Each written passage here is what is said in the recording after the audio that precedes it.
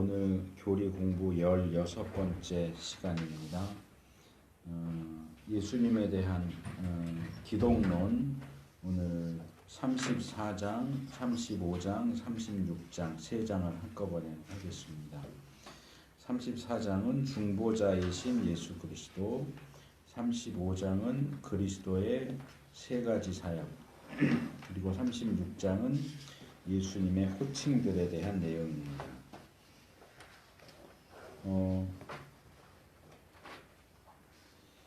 중보자이신 예수 그리스도는 이 책에서는 이렇게 따로 다뤘지만 원래는 이 그리스도의 세 가지 사역을 다룰 때, 제사장으로서의 사역을 다룰 때 이 중보자로서의 사역을 원래 다룹니다. 그래서 굳이 따로 떼어 놓을 필요는 없지만 여기서 따로 떼어 놓았기 때문에 다루겠고요. 그래서 먼저 35장을 먼저 하고, 35장을 먼저 하면서 예수님의 세 가지 사역, 선지자, 제사장, 왕으로서의 사역을 다루면서 제사장 부분에서 34장을 좀 더 구체적으로 다루도록 하겠습니다.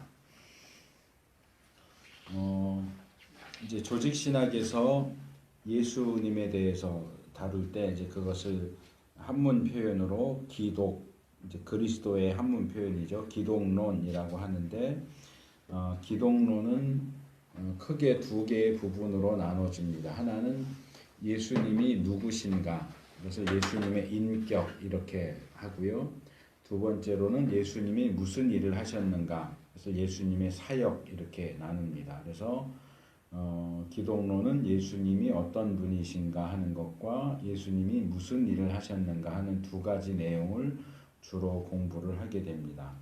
그래서 우리가 앞에서 배웠던 내용들은 주로 예수님의 인격에 대한 얘기죠. 예수님의 신성에 대한 것, 예수님의 인성에 대한 것, 예수님의 동정녀 탄생과 또 죄 없으심, 이런 부분들이 이제 예수님의 인격에 해당되는 내용이고, 그 다음에 예수님의 사역이라고 할 때는 우리가 지난 시간에 나눴던 것 같은데, 낮아지심과 높아지심으로 이제 크게 이제 합니다. 그래서 낮아지심은 지난번에 4단계로도 할 수도 있고 3단계로 할 수도 있다고 그랬는데, 성육신, 그 다음에 십자가에서 죽으심, 무덤에 장사 지내심, 그리고 하나를 추가한다면 지옥 하강까지 이제 4단계로 하면 그렇게 해서 계속 내려가고 하고, 그 다음에 이제 올라가심, 승귀, 낮아지심은 비하, 올라가심은 승귀해서 부활, 승천, 하나님 보좌 우편에 앉으신 것, 그리고 재림까지 이렇게 4가지, 아니면 3가지로 하면 승천과 보좌 우편에 앉으신 것을 이제 하나로 묶을 수 있겠고요.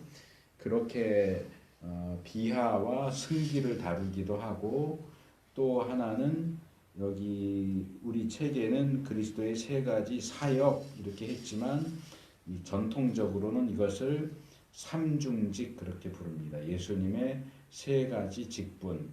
그래서 이 칼빈이 이제 처음 이 부분을 이런 식으로 이제 설명을 하면서 선지자로서의 직분, 제사장으로서의 직분, 왕으로서의 직분, 이제 3개를 3가지 직책, 그래서 삼중직 이렇게 불러서 전통적으로 조직신학에서는 예수님의 사역을 얘기할 때 삼중직을 가지고 설명을 합니다.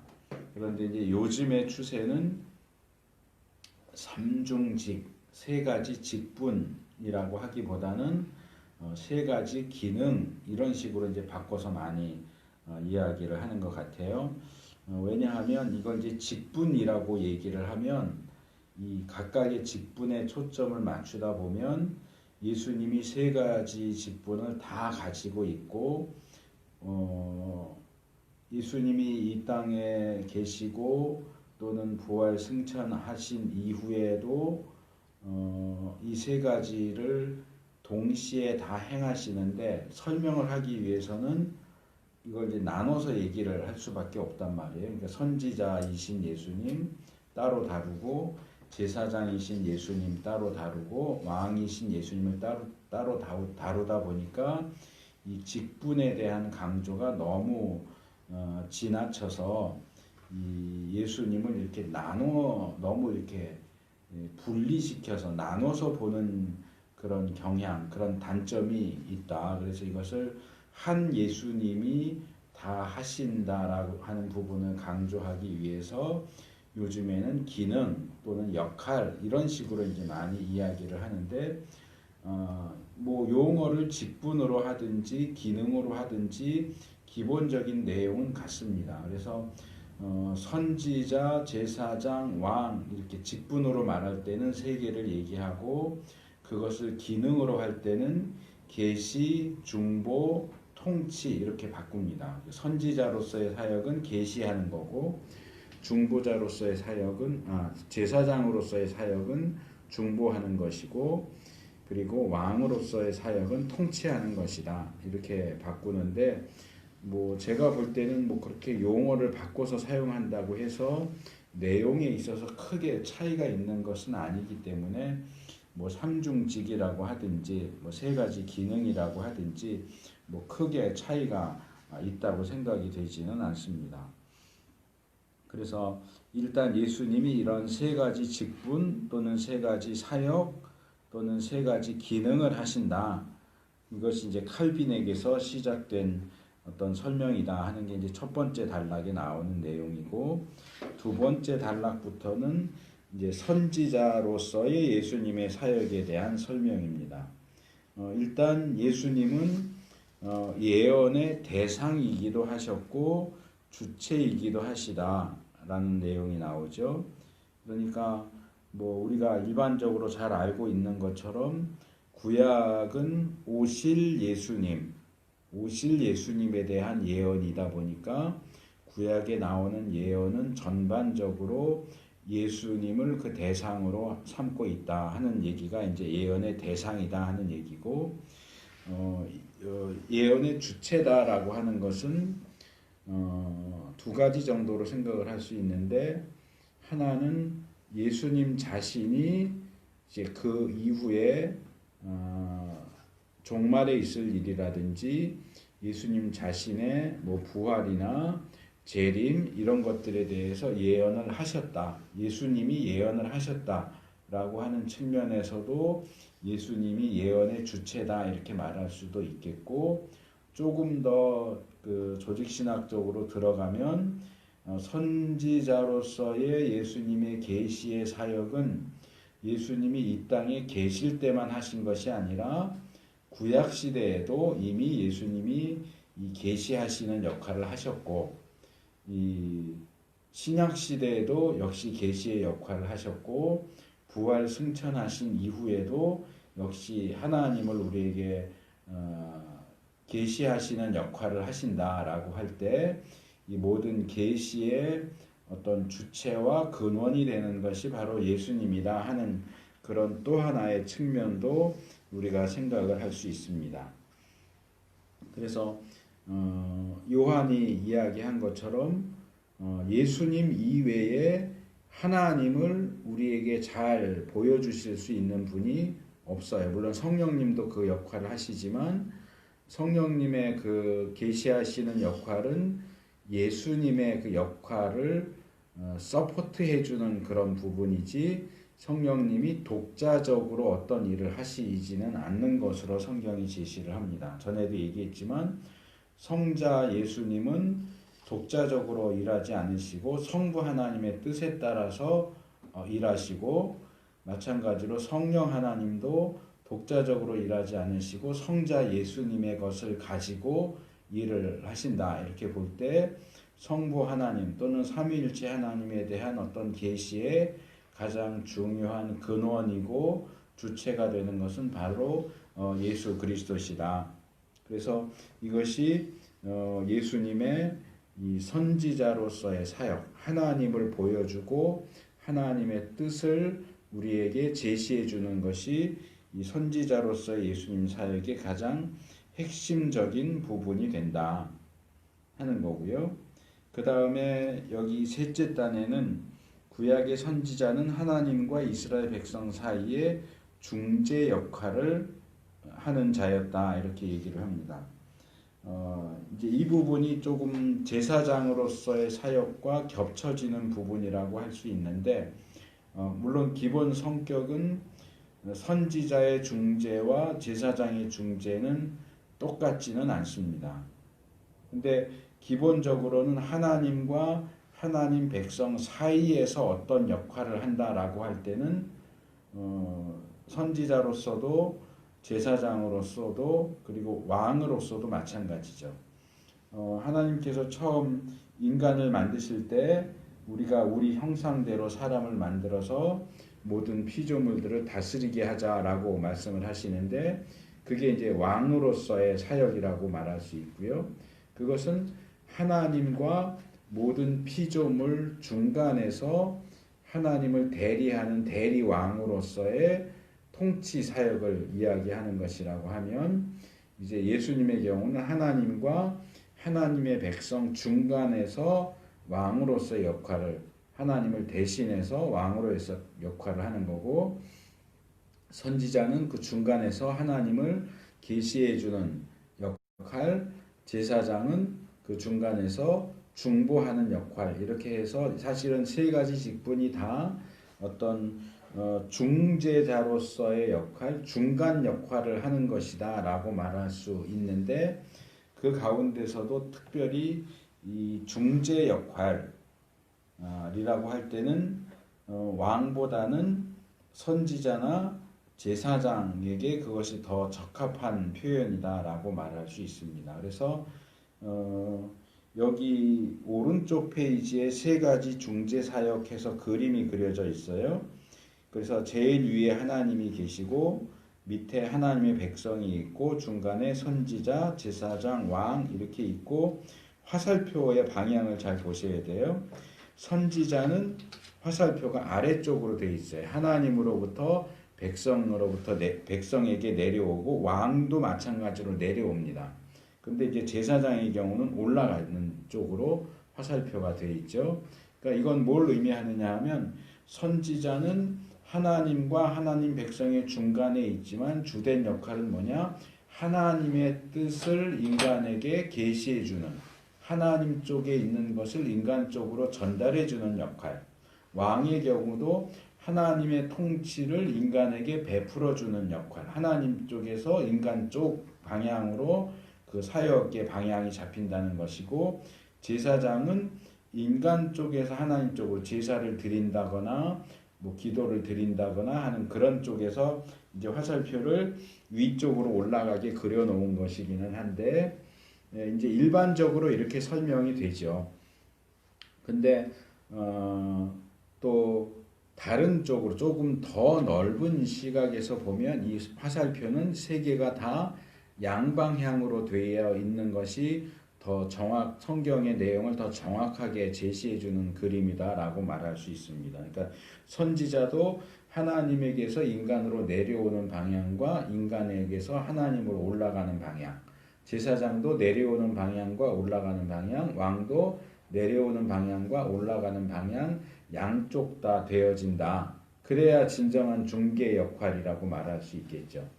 그래서 선지자의 경우는 일반적으로 하나님의 뜻을 하나님의 백성에게 전해주는 역할을 하니까 화살표가 아래쪽으로 되어 있기는 하지만, 우리가 예레미야나 에스겔이나 그 외에 이제 몇몇 선지자들의 경우를 보면, 뭐 대표적으로 예레미야와 에스겔이, 그런데 하나님께서 하나님의 뜻을 그 선지자들을 통해서 이스라엘 백성들에게 전달하게 하시면서 회개를 요구하시고 심판을 선언하실 때 뭐라고 얘기하냐면, 너희가 더 이상 이 백성을 위해서 나한테 기도하지 마라.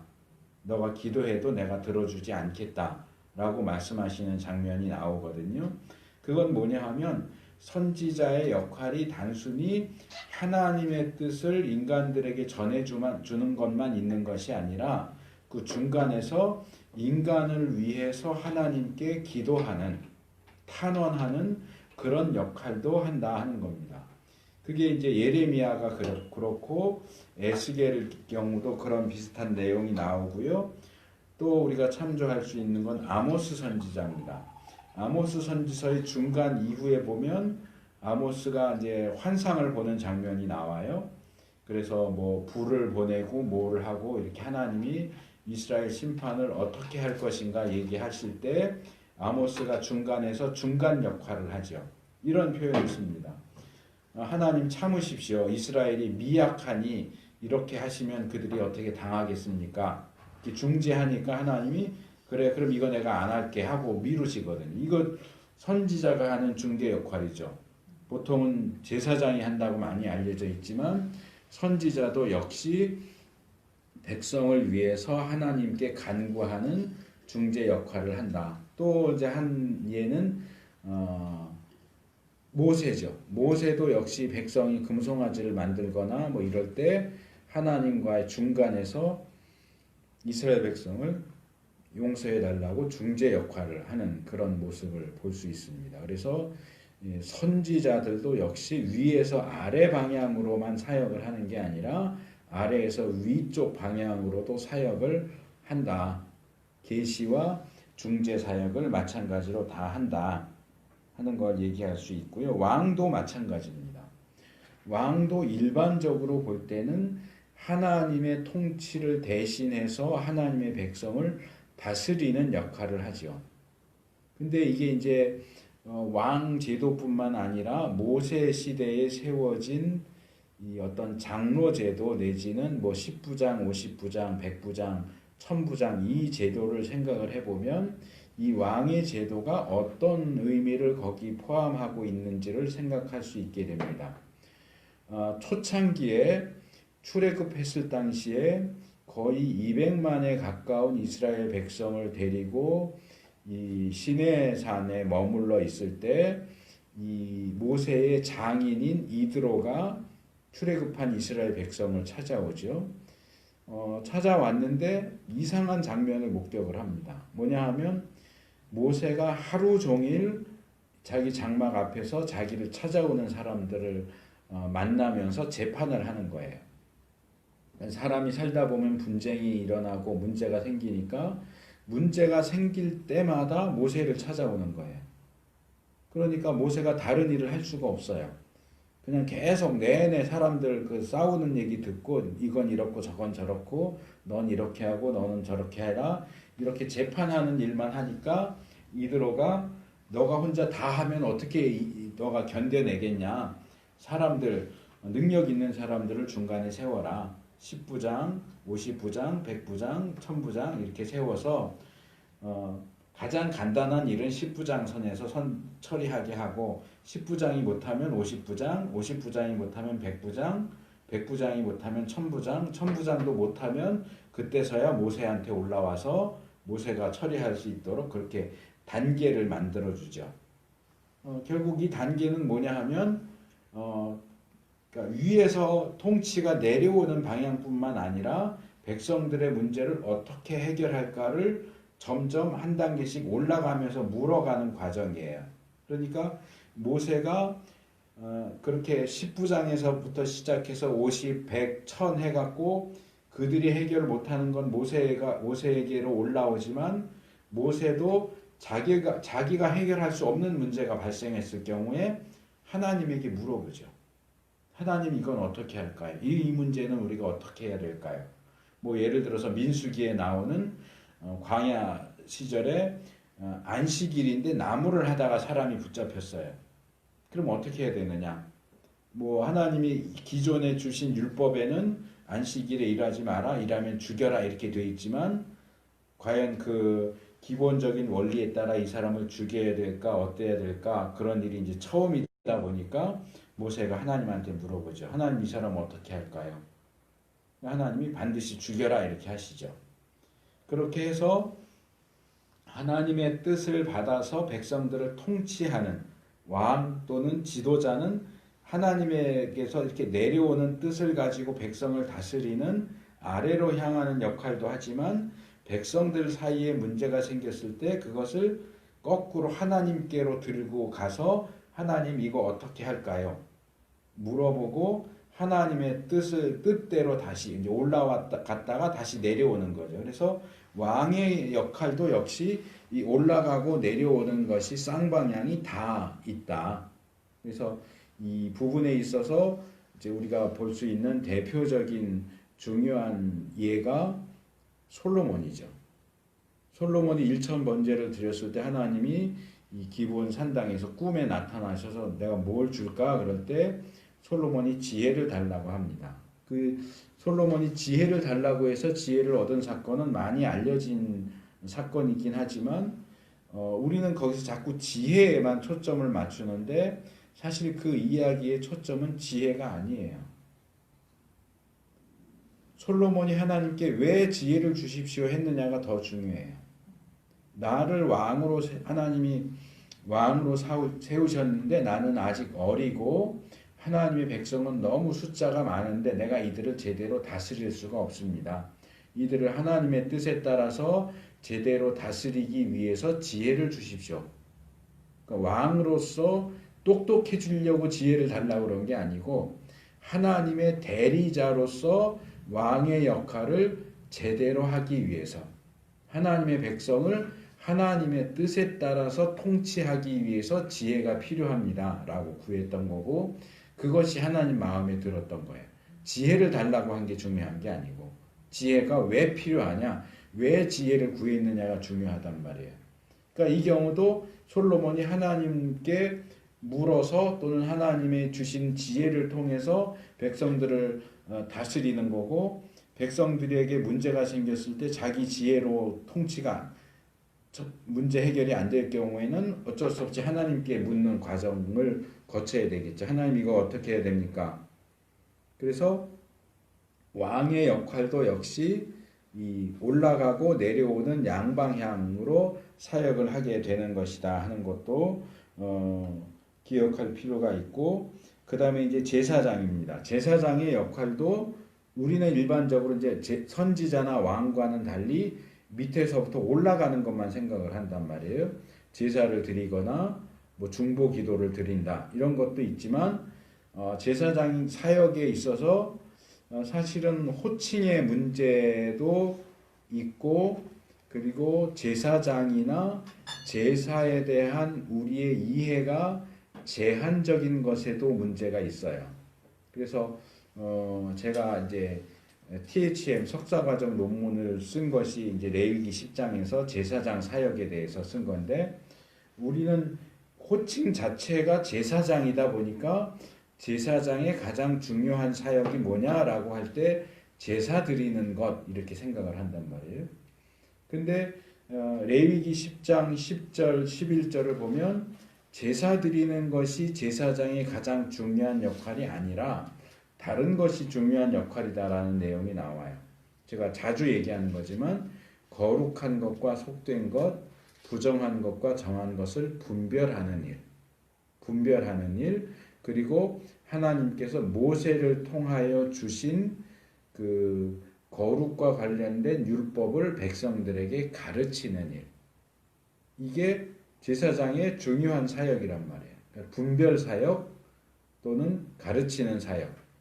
그래서 제사장은 먼저는 하나님께서 모세를 통해서 주신 율법, 기록된 말씀을 가지고 하나님의 백성이 어떻게 거룩하게 성결하게 살아야 할 것인가를 분별해주고 가르쳐주는 역할을 먼저 하게 됩니다. 이건 선지자가 하는 역할하고 비슷하죠. 그런데 이제 제사장은 기록된 말씀을 가지고 가르친다는 점이 선지자와 다르죠. 선지자는 하나님이 그에게 주신 말씀을 전달하는 거고 개별적으로 뭐 이상이든지 꿈이든지 말씀을 통해서 주신 것을 그러니까 기록된 문서를 가지고 하는 게 아니고 하나님이 주신 말씀을 가지고 전한다고 한다면 제사장은 기록된 말씀을 가지고 가르친다라는 점에 차이가 있어요. 물론 선지자의 그 전달되는 그 메시지도 기본적으로는 기록된 율법 말씀에 기초한 거예요. 그래서 너희가 지금 이런 일들을 하는데 이건 잘못된 거다. 왜? 이 너희가 하는 이 일에 대해서 하나님이 모세를 통해 주신 율법에서 이건 이렇게 하라고 돼 있는데 너희가 그걸 하지 않고 있어. 그러니까 그건 잘못된 거야. 그래서 예언자들의 메시지도 그냥 뭐 낮잠 자다가 꿈꾸고 와서 얘기하는 게 아니고 그게 다 모세 율법에 기초한, 그래서 언약적인 범죄 그리고 언약적인 저주, 이런 부분들을 얘기한다는 점에서 선지자의 메시지도 사실은 기초가 율법에 가 있는 거예요. 그래서 구약 성경 다 똑같아 보이지만 구약 성경에서 제일 중요한 부분이 모세 오경이에요. 역사서도 이 오경 위에 서 있고 선지서도 오경 위에 서 있고 성문서도 오경 위에 서 있어요. 그래서 오경을 이해하는 게 구약 전체를 이해하는데 굉장히 중요하고, 오경을 이해하는 것이 신구약 성경 전체를 이해하는 데 있어서도 굉장히 중요합니다. 근데 이 기록된 말씀을 가르치는 일을 하는 그 우선적인 역할을 하는 사람이 제사장이라는 거죠. 그러니까 제사장은 기록된 말씀을 기본으로 삼아서 가르치는 역할을 하는 거고, 선지자들은 그 기록된 말씀에 기초해서 이스라엘 백성의 현재적인 삶과 거기에 대해서 하나님이 주신 말씀을 덧붙여서 현실적인 말씀을 전해주는 역할을 하는 게 선지자인 거예요. 그러니까 선지자도 말씀을 가르치고 제사장도 말씀을 가르치는데 근원에 있어서 조금 차이가 난다.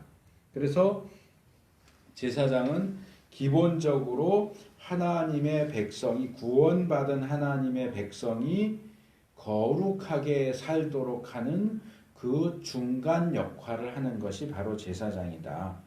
그런데 거룩하게 살아야 할 하나님의 백성이 그 거룩을 깨뜨렸을 때, 거룩하게 살려면 이렇게 해야 된다. 거룩하게 살려면 이걸 하면 안 돼. 이렇게 했는데 하면 안 되는 것을 했을 때 어떻게 하느냐?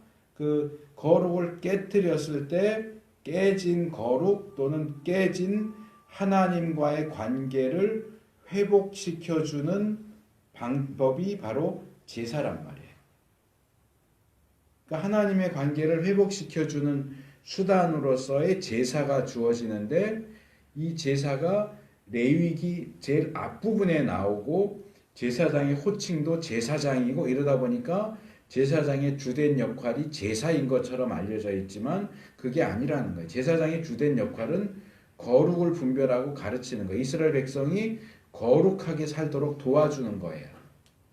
그러니까 거룩하게 살도록 거룩을 가르쳐야 되고, 그러나 거룩이 깨졌을 경우에는 그 거룩을 회복하고 하나님의 관계를 회복할 수 있도록 제사를 통해서 말하자면 애프터 서비스를 하는 거예요. 사후 처리를 해주는 거죠. 그래서 이 두 개가 다 제사장의 중요한 역할이 되는데, 기존의 제사장에 대한 이해는 제사라는 쪽으로 한쪽으로 치우쳐 있다. 그래서 이런 제사장 사역에 근거해서 이 10장 앞부분에 나오는 제사에 대한 내용과 10장 뒤에 11장부터 나오는 거룩에 대한 내용을 균형 있게 바라보는 것이 필요하다라고 하는 것이 이제 제가 기본적으로 레위기와 관련돼서 주장하는 내용이 그것입니다. 그래서 제사장은 거룩에 대한 가르치는 일과 분별하고 가르치는 일과 거룩이 깨졌을 때 제사를 통해서 그들을 회복시키는 일을 하죠. 그리고 백성들을 위해서 중보의 기도를 드리는 그런 것도 있고요. 그러다 보니까 이제 예수님도 선지자로서 하나님에 대해서 또는 하나님의 뜻에 대해서 계시하시는 역할, 그리고 왕으로서 하나님의 통치를 대신하시는 역할 뿐만 아니라 제사장으로서 하나님의 뜻을 분명하게 가르치고, 그리고 그들을 위해서 중보의 기도와 중보 사역을 하시는 그런 일들을 다 하신다. 구약의 선지자, 제사장, 왕 이렇게 각각 나누어져 있던 그 사역들이 예수님에게 와서 예수님 한 분에게 다 집중되어서 나타난다. 그것이 이제 예수님의 삼중직에 대한 설명입니다. 그래서 다시 34장 앞으로 와서 이 중보자이신 예수 그리스도, 이 부분은 이제 제사장에 대한 설명이 될 수도 있고, 세계가 다 선지자, 제사장, 왕이 다 어떤 중개자로서의 역할을 얘기한다고 하면 그 세 가지 직분을 같이 묶어서 몰아서 얘기하는 것일 수도 있고요. 그래서 중보자란 중간에 서는 사람이다. 이 설명, 이 중보자에 대한 이 중간에 서는 사람이라고 하는 것은 중보자에 대한 일반적인 설명이죠. 중보자에 대한 설명이라기보다는 그 둘째 단 둘째 줄에 있는 것처럼 중개자에 대한 설명이라고 하는 것이 더 나을지 모르겠어요. 그래서 이 성경에 하나님과 인간 사이의 중보는 한 분이시다. 바로 예수 그리스도가 우리의 중보자다. 이제 그 말씀에 근거해서 우리 예수교 장로교 합동 측 총회가 한 10여 년 전쯤에 우리가 더 이상 중보 기도라는 표현을 쓰면 안 된다. 왜냐하면 중보자는 예수님 한 분이고, 그렇기 때문에 중보 기도를 하는 분도 역시 예수님 한 분이지, 우리는 중보 기도를 하면 안 된다. 우리가 하는 것은 중보 기도라고 하면 안 된다. 대신 이제 바울이 쓴 표현들 가운데 도고라는 표현을 쓰자. 그러니까 우리가 하는 중보 기도는 도고고, 중보 기도를 한다라고 할 때는 유일하게 예수님의 경우만 중보 기도를 한다. 이렇게 이제 결정을 내려서 이 교회 안에서 사람이 하는 중보 기도는 중보 기도라고 부르지 말고 도고라고 불러라. 이렇게 이제 결정을 내렸어요. 근데 뭐 그 결정을 내린 이후에도 그게 뭐 정확하게 어떤 실행되고 있는 것 같지는 않아요. 뭐 우리 교단은 아니고 이제 침례교 교단이지만, 뭐 이동훈 목사님 같은 경우도 우리가 전통적으로 우리가 남을 위해서 기도하는 것을 중보 기도라고 불러왔는데, 그걸 이제 와서 굳이 중보 기도라는 표현을 쓰지 말고 도고라고 쓰라는 것도 좀 이상하지 않느냐, 뭐 이런 얘기도 하고, 저도 기본적으로는 그런 생각이에요. 지금 설명한 것처럼 예수님의 중보 사역은 선지자로서, 제사장으로서, 왕으로서 하나님과 하나님 백성 사이에서 어떤 역할을 하는 것을 가리키는데, 이것이 예수님 이전에는 구약의 선지자들도 그 중보의 역할을 했고, 구약의 제사장들도 중보의 역할을 했고, 구약의 왕들도 중보의 역할을 했단 말이에요. 그러면 물론 절대적인 의미에서 하나님과 인간 사이에 중보자의 역할을 할 수 있는 것은 예수님 한 분밖에 없는 것이 사실이지만, 우리가 어떤 모형론적인 측면에서 예수님이 진짜 실체라면 구약의 선지자나 제사장이나 왕은 그림자 역할을 한단 말이에요. 그러면 그들이 그림자로서 사실은 예수님만 하실 수 있는 중보의 역할을 했다고 할 때 그 사람들이 한 거는 중보가 아니야 라고 말할 수 있겠느냐. 사실 기본 역할은 같단 말이에요. 그거는 마치 무슨 얘기 하고 같으냐 하면, 우리가 범죄해서 용서받을 때 우리가 예수님의 십자가의 보혈을 통해서 회개해서 용서받는 것만이 진짜고, 구약 성도들이 그런 신약적인 용서의 그림자로서 속죄제나 속건제 드려서 죄 사함 받는 건, 그거는 사실은 죄 용서가 아니야 라고 말하는 거랑 똑같아요. 그럼 구약 성도들은 그림자인 제사를 드렸다고 그럼 실제로 죄 용서 받지 않았을까요? 그건 아니거든요. 그림자지만 예수님의 죄 사하심이 거기에 소급되어서 적용되는 거고, 그것이 죄 사함이고 그것이 회개라고 말해도 전혀 문제가 되지 않아요. 그렇기 때문에 우리가 절대적인 의미에서 중보자는 예수님 한 분밖에 없다라는 사실은 우리가 놓치면 안 되죠. 누구도 예수님 이외에는 그런 중보자의 역할을 할 수가 없는 건 사실이에요. 그렇지만 예수님의 그림자로서 중보의 역할을 구약의 많은 선지자들과 제사장들과 왕들이 감당해 왔다는 점을 생각을 한다면 우리가 하는 남을 위해서 하는 기도를 중보 기도라고 말하면 안 돼라고까지 할 필요는 없지 않겠는가. 우리가 내가 너 위해서 중보 기도할게 라고 할 때는 너를 위해서 중간에서 너를 위한 기도를 할게 하는 얘기지 내가 예수님이야 그 얘기가 아니란 말이에요. 내가 예수님만 할 수 있는 걸 내가 할게 그런 얘기는 아니거든요. 이미 너무 일반적인 의미로 우리 교회 안에 퍼져 있는 그런 단어고 표현이기 때문에 이제 와서 그걸 새삼스럽게 사용하지 마라 라고 하는 것은 제가 볼 땐 좀 지나치다라는 생각이 들어요. 그건 이제 마찬가지인데 그렇게 따진다면 많은 사람들이 얘기하지만 우리가 예수님 이 땅에 오신 날을 12월 25일 해서 성탄절 지키잖아요. 그런데 다 알아요. 12월 25일이 실제로 예수님이 태어나신 날이 아니란 말이에요. 언제인지 정확히 몰라요. 근데 아마 초막절 기간 정도가 아닐까라고 추측을 해봐요. 여러 가지 이제 성경적인 내용들을 이제 취합하고 이제 하면 이제 그때쯤일 거라고 생각이 드는데 그렇다고 해서 이제 와서 12월 25일 성탄절 하지 말고 딴 날로 하자. 그럼 어느 날로 할 건데요? 어느 날인지 모른단 말이에요, 우리가. 그리고 제가 자주 얘기하지만 현재 한국 교회에서 사용하는 한국 교회만이 아니라 세계 교회가 이제 우리말로는 여호와, 영어로는 제호바 그 호칭을 사용하는데 이 호칭이 잘못된 호칭이란 말이에요.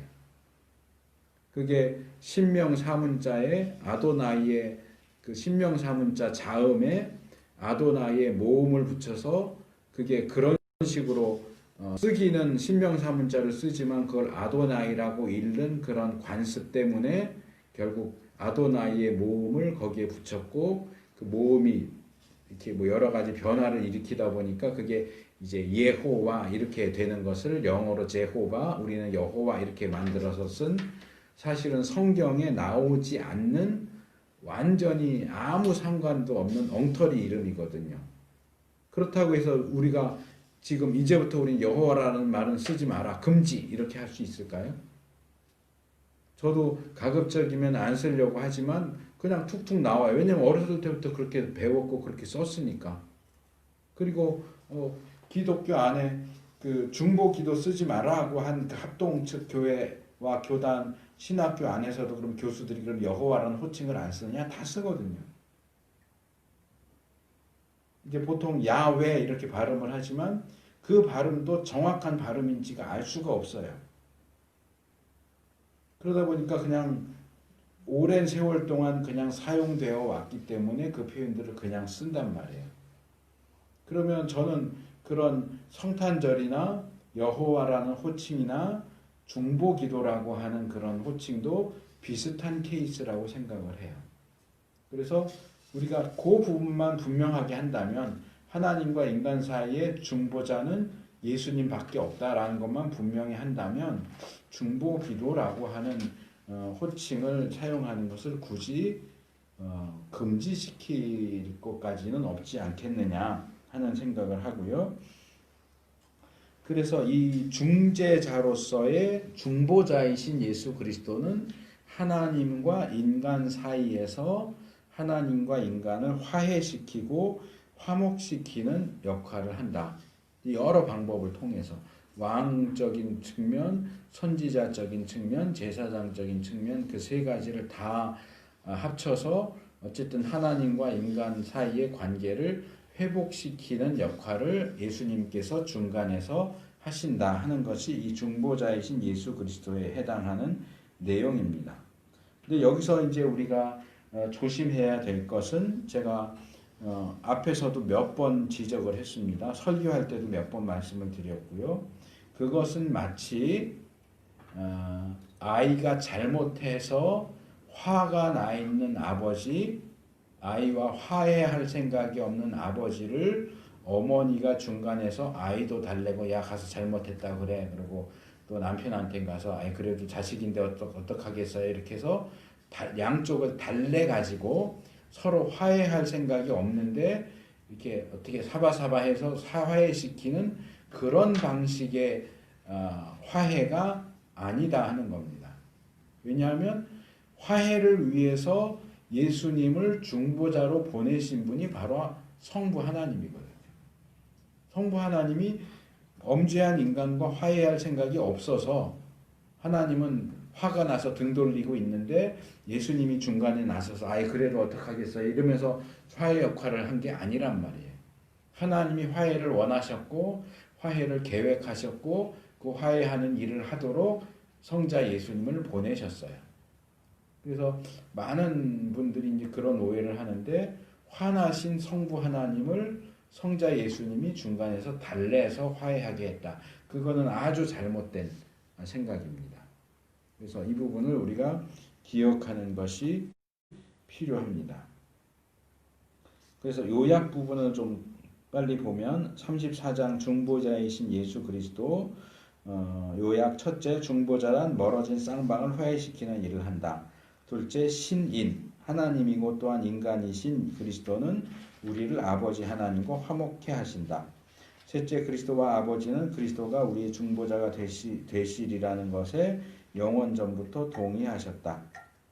그러니까 하나님도 원하셨고 예수님도 자발적으로 원하셔서 그 일을 하셨다는 겁니다. 넷째 그리스도의 중재 사역은 선지자들, 천사들 그리고 모세보다도 뛰어나다. 그러니까 유일한 중보는 예수님이시지만 그것과 비슷한 그림자로서의 그런 역할은 선지자들이나 천사들이나 모세 같은 존재들도 했다 하는 것을 간접적으로 인정을 하는 거죠. 35장도 요약으로 봅니다. 세 개인데 첫째, 예수님은 구약 예언의 성취이셨으며 그 자신이 선지자셨다. 둘째, 예수님은 제사장인 동시에 제물이셨다. 제사장으로서 자신을 죄에 대한 완벽한 제물로 드리셨다. 셋째, 예수님은 기름 부음 받은 만왕의 왕이시며 만주의 주시다. 자, 이 정도로 이제 34장, 35장을 마치고 36장으로 넘어오겠습니다.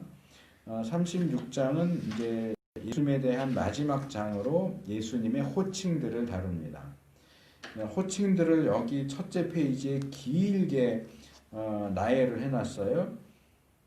그리스도, 주, 인자, 구주, 다윗의 자손, 대제사장, 하나님의 아들, 알파와 오메가, 주인, 선생, 의, 선지자, 샤론의 장미, 골짜기의 백합화, 대언자, 유다의 사자, 하나님의 어린 양, 둘째 아담. 뭐 이런 여러 호칭들이 있는데 이걸 다 다룰 수 없으니까 이 교재에서는 네 가지만 다루고 있습니다. 그리스도, 주, 그 다음에 인자, 마지막으로 말씀 이렇게 네 개만 다루고 있는데 이 네 가지를 살펴보도록 하겠습니다. 자, 먼저 그리스도입니다. 우리가 이제 보통 얘기할 때 예수 그리스도 이렇게 하는데 그리스도는 이름이 아니고 호칭이죠. 이 헬라어로 크리스토스고 이 헬라어 크리스토스는 구약 히브리어의 메시아흐, 이제 영어로는 메시아 이렇게 하고 이제 우리 한글로도 메시아 이렇게 발음하지만 히브리어 발음은 메시아흐가 정확한 발음입니다. 메시아흐. 이게 마사에서 나왔어요. 마사는 붓는다 그런 뜻이에요. 붓는다 또는 바른다. 그래서 메시아흐는 기름 부음을 받은 자. 기름 부음을 받은 자. 그래서 크리스토스라는 헬라어는 원래부터 헬라어에 있던 용어 같지는 않아요. 근데 이제 이 메시아흐를 헬라어로 번역하다 보니까 만들어진 걸로 저는 제 기억에는 그래요. 그래서 역시 기름 부음을 받은 자. 그래서 메시아와 그리스도는 같은 단어입니다. 하나는 히브리어고 하나는 이제 헬라어라는 게 다르지만 의미는 같습니다. 그래서 기름을 부음을 받았다는 건 뭐냐? 일반적으로 설명을 할 때 선지자를 세우거나 제사장을 세우거나 왕을 세울 때 이 양뿔에다가 기름을 채워서 이렇게 붓거나 바르는 그런 의식. 그래서 삼중직, 선지자, 제사자, 왕을 세울 때 기름을 부어서 세웠다 해서 이제 그것을 가지고 설명을 하는데, 실제로 구약을 보면 선지자를 세울 때 항상 기름을 부었던 것은 아니에요. 제사장의 경우는 위임식 할 때 기본적으로 기름을 바르게 돼 있어. 기름을 붓진 않지만 바르게 돼 있는 건 이제 기본으로 되어 있고, 왕의 경우도 몇몇 경우를 제외하고는 기름을 부었다라고 하는 내용이 나오질 않아요.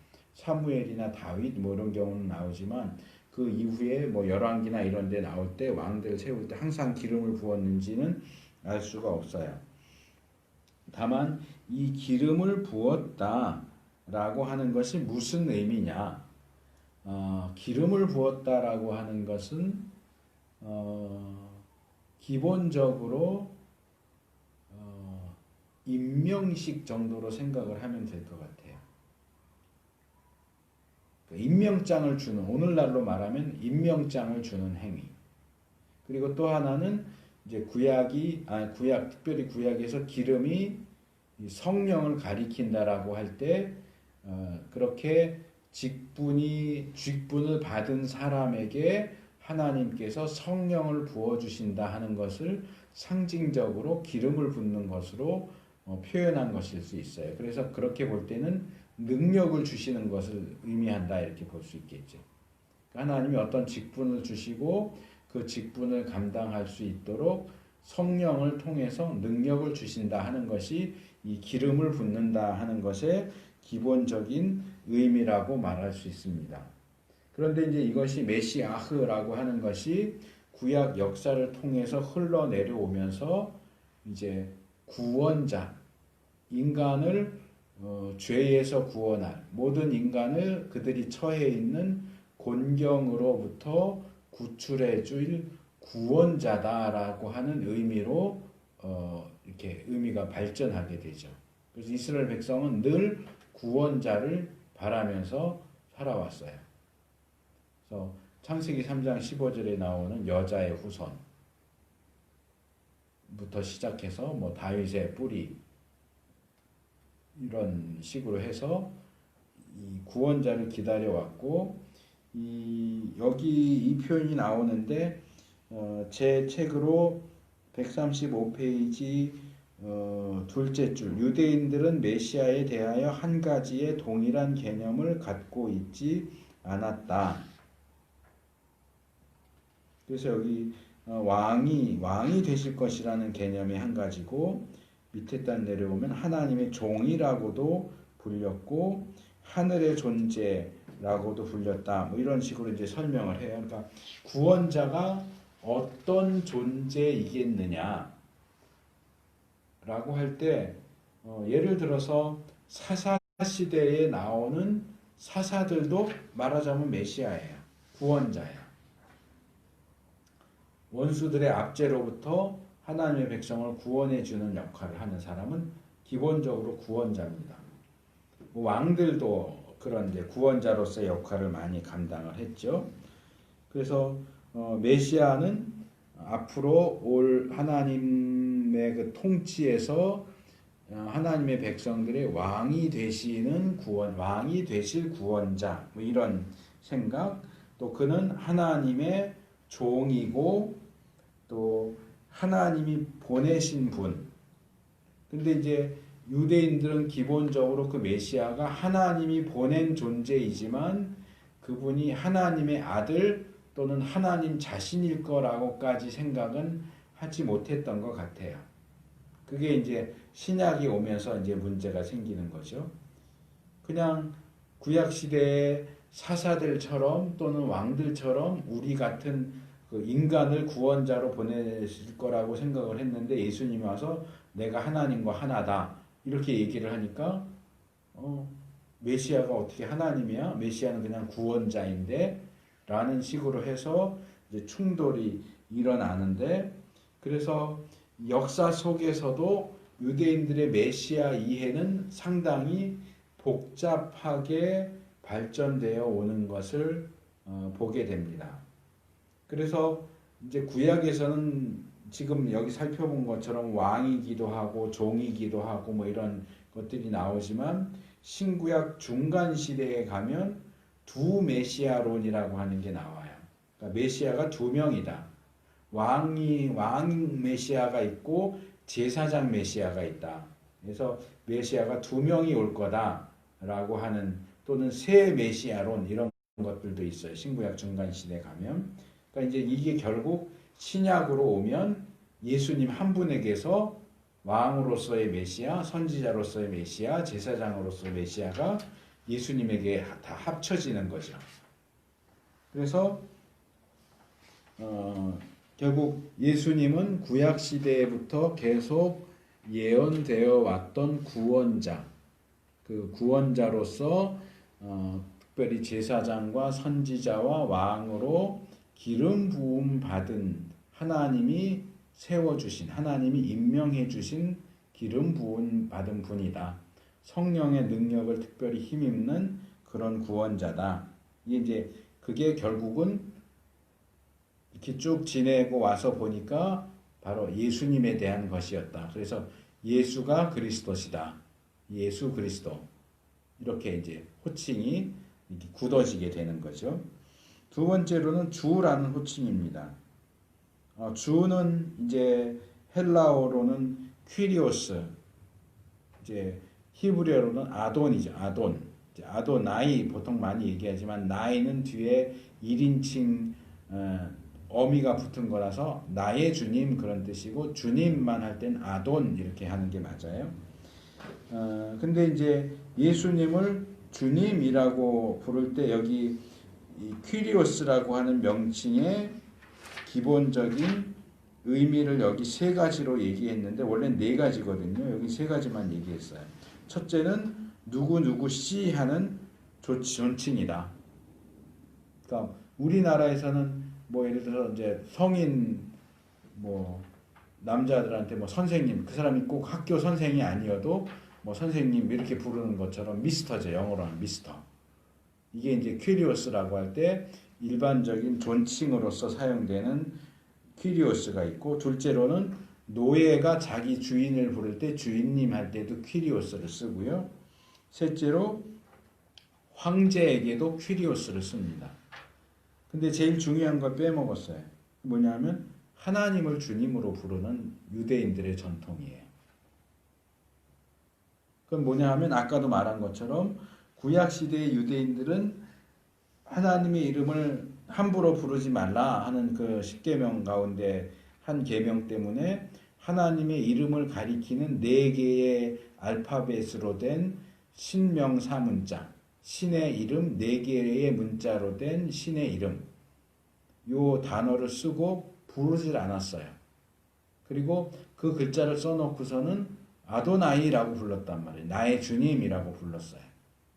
그래서 하나님을 부를 때 주님이라고 부르는 그 관습이 구약시대부터 쭉 내려왔고요. 그래서 이 신구약 중간시대에 히브리어로 된 성경을 헬라어로 번역하면서 70인역이 이 아도나이, 이제 보통 야훼 이렇게 부르는 이 신명사문자를 퀴리오스로 번역을 아예 해버린 거예요. 그러니까 이제 헷갈리게 되는 거죠. 아도나이도 퀴리오스고, 아돈도 퀴리오스고, 야훼도 퀴리오스예요. 그러다 보니까 이제 헬라어는 제가 10인경은 제가 다 확인을 해보지 못했지만 영어 성경으로 이게 오면서 구분을 하는 거예요. 그래서 예를 들어서 여기 신약에 3가지 용례가 있죠. 아무개 씨, 미스터 할 때 부를 때, 그리고 종이 주인한테 주인님 할 때 이 퀴리오스는 그냥 로드인데, 영어로 로드인데 소문자로 쓰는 거예요. 소문자 LORD 해서 로드라고 번역을 했고, 그 다음에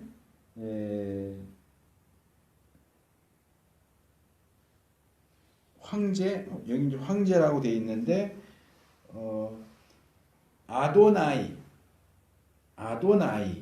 할 때, 나의 주님, 하나님을 가리킬 때 주 여호와 하나님 그러면 아도나이 아도나이 엘로힘 이렇게 되는 거예요, 사실은. 그러니까 이 구약학에서는 그 야훼를 야훼라고 안 읽어요. 지난번에도 한번 얘기했지만 여기도 지금 이 차에 보니 이 저기 갑자기 단어가 생각이 안 나. 이 컵에 보니까 여기 아도나이 니시라고 히브리어로 써놓고 밑에 영어로 야훼 니시 이렇게 써놨어요. 이렇게 쓰지 않아요, 구약학에서는. 아도나이 니시 이렇게 읽지 야훼 니시 이렇게 안 읽어요. 그러니까 이 히브리어를 제대로 모르고 만든 거예요. 그래서 이 식으로 하면 주 여호와 하나님 그러면은 아도나이 야훼 엘로힘 이렇게 해야 되는데 야훼를 야훼로 안 읽고 아도나이로 읽는단 말이에요. 그러면 아도나이 아도나이 엘로힘 되니까 번역할 때 어떻게 해야 되냐? 그러면 퀴리오스 퀴리오스 뭐 데우스 이렇게 번역을 해야 되는데 이게 어느 퀴리오스가 아도나이고 어느 퀴리오스가 야훼인지를 구분이 안 되잖아요. 그러니까 이걸 구분하기 위해서 아도나이를 퀴리오스로 번역할 때는 처음 나오는 이 이제 영어로 말하면 로드가 이렇게 되는데 아도나이는 L만 대문자를 써요. 그러니까 그냥 사람 할 때 사람한테 주님 할 때는 로드를 다 소문자로 쓰고 아도나이 하나님을 주님하고 부르는 경우에는 L만 대문자로 써요. LORD 쓰고 그 다음에 야훼에 해당되는 신명사문자를 로드로 할 때는 4개를 다 대문자로 써요. LORD를 다 대문자로 써요. 그러니까 영어 성경을 보면 킹제임스 성경 같은 경우 보면 그러니까 여호와에 해당되는 단어는 로드라고 할 때 다 대문자로 돼 있고 아도나이를 번역한 로드는 L만 대문자로 돼 있고 사람한테 주여 그럴 때는 다 소문자로 돼 있고 이렇게 해서 이제 구분할 수 있는 방안을 마련을 한 거죠. 그런데 한글은 대문자 소문자가 없으니까 그냥 다 주여가 돼버려요. 그래서 공동 번역이나 표준 세번역, 이제 세번역 성경 같은 경우는 다 그 전통을 따라서 여호와 그 성경에는 여호와라는 이름이 안 나와요. 여호와를 다 주님 이렇게 바꿔버렸어요. 그러다 보니까 이 주가 아도나이를 번역한 주인지 야훼를 번역한 주인지가 구분이 안 되는 거예요. 한글에서는 대문자가 없으니까. 그래서 이 전통에 따르면 신약 교회 또는 예수님을 따르던 사람들이 예수님을 주님 이렇게 부른 것은 그냥 예수 씨 이렇게 부른 게 아니고 또는 예수님은 노예를 가지고 있지 않았으니까 예수님의 노예가 예수님한테 주님 한 것도 아니고 결국 예수님을 주님이라고 부르는 것은 구약의 유대인들이 하나님을 주님 이렇게 불렀던 것하고 같은 표현이 된다. 그러니까 아무나 주여 이렇게 부르지 않아요. 그래서 여기 나오지만 주후 1세기 로마 황제들은 신하들에게 충성을 맹세하는 말로써 시저 또는 가이사는 주님이시다 이렇게 고백을 하게 요구했어요.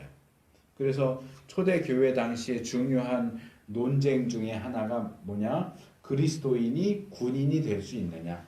로마의 군인이 될 수 있느냐? 안 된다. 왜? 로마의 군인이 되면 이 고백을 해야 돼요. 가이사가 주님이십니다. 이게 이제 라틴어 발음이 이 C가 스로도 발음이 되고 크로도 발음이 되고 그러다 보니까 여기 있는 것처럼 카이사를 또는 시저 이게 사실은 다 같은 거거든요. 여기 써 있죠. 케사르라고도 하고 뭐 시저, 카이사르 뭐 이렇게도 하는데 그러니까 시저가 주님이시다. 근데 믿는 사람들은 예수님이 주님이시다라고 신앙을 고백하기 때문에 가이사가 주님이다라고 고백을 할 수가 없는 거예요. 그러니까 군인을 지원했다가도 다 잘려요. 그리고 이제 그리스도인들을 박해할 때도 붙잡아 가지고 너 가이사가 주님이라고 고백해. 그러면 풀어줄게. 근데 그거를 못하는 거죠. 예수님이 주님이지 가이사는 주님이 아니라는 거죠. 그것 때문에 수많은 사람들이 순교를 당했다고 하는 거죠. 왜냐하면 제가 지금 설명한 거지만 여기 페이지 넘어와서 구약에서는 주라는 호칭을 하나님 한 분께만 쓰고 있기 때문이다. 하나님께만 주님 이렇게 하지 인간에게는 주님이라는 호칭을 쓰지 않았어요. 그러니까 대문자로 된 주님이죠. 말하자면. 근데 이제 예수님을 그렇게 불렀다는 것은 예수님이 하나님이시라고 신앙되었다 하는 것에 대한 증거가 될 수 있죠. 세 번째로 인자입니다. 인자. 인자는 사람인의 아들 자자를 쓰는 겁니다. 사람의 아들. 영어로는 the son of man. 그래서 이제 제가 신대원 때 배웠던 지금 미국 풀러 신학교에서 가르치시는 김세윤 교수님이 이 인자에 대한 책도 이렇게 얇은 걸 썼는데 그분은 항상 그렇게 얘기해요. 인자 그렇게 안 하고 그 사람의 아들. 영어 표현대로 해서. 그 사람. 아마 이게 헬라어 표현도 그렇게 돼 있을 거예요. 휘오스 안드로포스 뭐 이렇게 돼 있을 거예요. 호 휘오스 안드로포스. 그 사람의 아들. 그래서 이 그 사람의 아들이 도대체 무슨 말이냐? 이 그 사람의 아들이라는 이 표현은 구약 성경에 나오는 히브리어 벤 아담 또는 벤 에노시를 헬라어로 번역을 한 거예요. 그러니까 사람의 아들. 근데 이 사람의 아들은 사람이에요. 그래서 이 대부분의 경우 이 인자라는 호칭을 쓸 때 세계적인 신학자가 쓴 책에서도 이 책과 마찬가지로 하나만 얘기를 해요. 인자라는 호칭이 어디서 나왔느냐? 다니엘서에서 나왔다. 그래서 인자 같은 이가 구름을 타고 와서 뭐 이렇게 할 때 다니엘서에 왔다 그러는데 인자라는 표현이 다니엘서만 나오는 게 아니에요. 에스겔서에도 나와요. 하나님께서 에스겔을 부를 때 인자야 이렇게 불러요. 그래서 두 가지 의미가 들어가 있습니다. 구약에 나오는 인자라는 호칭은 다니엘서에서 나오는 인자는 초자연적인 존재예요. 구름을 타고 이 땅에 오는 그러니까 하나님과 같은 신적인 존재로서의 그러니까 근데 사람과 같은 모습을 하고 있기 때문에 인자 그러니까 사람의 모습을 한 신적인 존재 이런 의미에서 그 다니엘서의 인자라는 호칭이 사용되는 거고요. 에스겔서에 사용되는 인자라는 호칭은 그냥 완전히 사람이라는 뜻이에요. 그러니까 너 인자야 하는 얘기 너 사람아 사람아. 근데 예수님께서 자기 자신을 인자라고 부르신단 말이에요. 근데 이제 예수님의 신성을 강조하는 사람들은 예수님의 이 인자라는 호칭은 다니엘서에서 가지고 온 거야 라고 이렇게 보통 설명을 하지만 아까 말한 것처럼 인자라는 호칭이 다니엘서만 있는 게 아니고 에스겔서에도 나온단 말이에요. 그럼 그 예수님이 자신을 사람의 아들이라고 얘기할 때는 자신의 신성만을 가리키는 게 아니고 인성을 가리키는 데도 사용되었을 가능성이 있다고 봐야 되겠죠. 그래서 예수님이 신인이시다 라고 하는 점이 이 인자라는 호칭에 둘 다 나타난다. 저는 그렇게 생각을 해요. 그래서 많은 경우에 여기도 설명을 잘 해놨는데 그 인자 제일 마지막 부분에 마가복음 2장 28절을 인용하면서 예수님이 자신이 안식일의 주인이라고 말씀하셨다 이렇게 설명을 하는데 어떤 목사님들 또는 어떤 신학자들은 이 구절을 인자를 그냥 사람으로 해석을 해요. 그래서 사람이 안식일의 주인이다 이렇게 설명을 하기도 해요. 근데 그 부분의 해석이 조금 애매모호한 부분은 있지만 제가 아마 얼마 전에 주일 설교를 하면서 이 부분을 지적을 했던 것 같아요. 주일 설교하면서 했는지 교리 공부하면서 했는지 모르겠지만 저는 이 부분이 이 스프로울이 잘 지적하고 있는 것처럼 인자가 안식일의 주인이다 하는 얘기는 사람이 안식일의 주인이다 하는 얘기가 아니고 예수님이 안식일의 주인이다 그렇게 해석을 해야 된다고 봐요. 왜냐하면 이것도 예수님의 신성을 나타내는 표현이라고 생각하기 때문에 그래요. 왜냐하면 구약에서는 안식일을 얘기할 때 항상 하나님께서 얘기할 때는 나의 안식일 이렇게 불러요. 나의 안식일. 하나님의 안식일이에요. 그러니까 안식일은 사람의 안식일이 아니고 하나님의 안식일인데 신약에 오면 예수님이 안식일이 나의 안식일이다. 인자가 안식일의 주인이다 하는 얘기는 결국 그 인자가 하나님이다. 내가 하나님이다 하는 그런 발언이 된다는 거죠. 그걸 그냥 일반화시켜서 사람이 안식일의 주인이다. 구약 성경, 신약 성경 어디를 뒤져봐도 인간이 안식일의 주인이다라는 표현은 나오지 않아요. 잘못된 해석이에요. 안식일은 하나님께 속한 날이에요. 그래서 우리가 주일 부를 때도 주의 날이죠. 로즈 데이, 주님의 날이에요. 그 날은 주님의 날이에요. 우리의 날, 사람의 날이 아니고. 안식일도 하나님의 날이고 주일도 주님의 날이에요.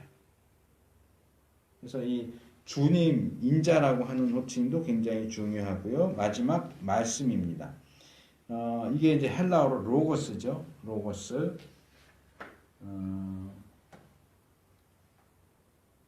이 로고스는 헬라 철학에 있어서도 꽤 중요한 위치를 차지하는 그 용어이기 때문에 비평적으로 성경을 읽는 학자들 가운데는 요한이 예수님을 로고스라고 설명을 했기 때문에 요한은 이 헬라 철학의 영향을 많이 받고 있다. 이렇게 주장을 했었습니다. 그런데 이제 우리 보수적인 입장에서는 이 로고스는 신약 시대에 사용되던 언어가 헬라어고 기록을 헬라어로 했기 때문에 로고스라고 쓸 수밖에 없었지만 이 로고스는 헬라 사상의 로고스라기보다는 구약에 나오는 히브리어 다바르 말씀 그 다바르가 의미하는 내용을 거기에 담고 있다. 그러니까 형식적으로는 헬라어 단어지만 내용적으로는 히브리어 다바르와 같은 표현을 사용하고 있는 거지 헬라 철학이 말하는 로고스를 얘기하는 게 아니다. 이렇게 봅니다. 그래서 이제 구약에서는 지혜하고도 연결이 되죠. 하나님이 세상을 창조하실 때 잠언 8장에 보면 지혜가 하나님과 함께 세상을 창조한 걸로 보고 있고 바울은 이 지혜와 말씀, 로고스를 연결을 시켜서 이제 지혜 기독론, 그 구약의 지혜와 신약의 말씀이 같은 분, 그리스도를 가리키는 것이다라고 하는 지혜 기독론이라고 하는 내용을 이야기를 합니다. 그래서 이 말씀은 헬라 철학적인 개념이 아니라 구약 히브리적인 다바르의 개념을 끌어온 것으로 보는 것이 옳습니다. 그래서 말씀이신 예수 그리스도는 어떤 이성 또는 원칙 뭐 이런 궁극적인 실제 여기 137페이지 밑에서 둘째 단 보면 헬라 철학자들이 이 로고스에 대해서 뭐라고 얘기하는가 하는 것을 이제 많이 이야기하는데 요한은 헬라 철학을 가져온 게 아니고 용어는 어쩔 수 없이 헬라어를 썼지만 구약의 히브리 사상의 다바르를